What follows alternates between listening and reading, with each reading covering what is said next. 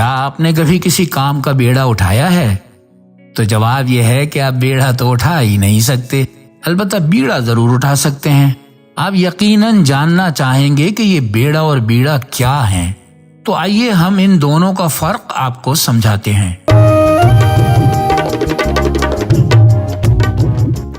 محترم ناظرین و سامعین آداب، اردو تلفظ کی بہتری کے سلسلے میں آج ہم ایک اور اہم لفظ بیڑا پر بات کریں گے۔ بہت ہی معروف شخصیت اور 5 کتابوں کے مصنف اپنی ایک کتاب کے پیش لفظ میں لکھتے ہیں بیڑا سر پر اٹھا لیا۔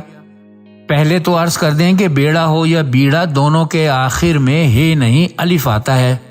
دوسری بات یہ کہ بیڑا جہازوں کا ہوتا ہے جسے انگریزی میں فلیٹ کہتے ہیں۔ جہازوں کا بیڑا تو پوری بحری فوج بھی مل کر سر پر نہیں اٹھا سکتی۔ جو اٹھایا جاتا ہے وہ دراصل پان کا بیڑا ہے جسے ایک چٹکی سے اٹھایا جا سکتا ہے۔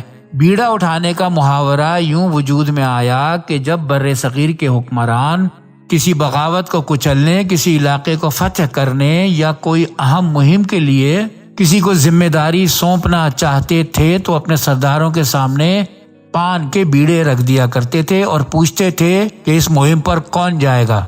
کوئی ایک شخص آگے بڑھ کر ایک پان کا بیڑا اٹھا کر اپنے منہ میں رکھ لیتا تھا۔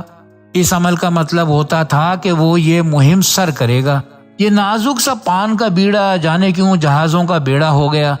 بیڑا اٹھانے کو آپ کسی اہم کام کے لیے حامی بھرنا بھی کہہ سکتے ہیں۔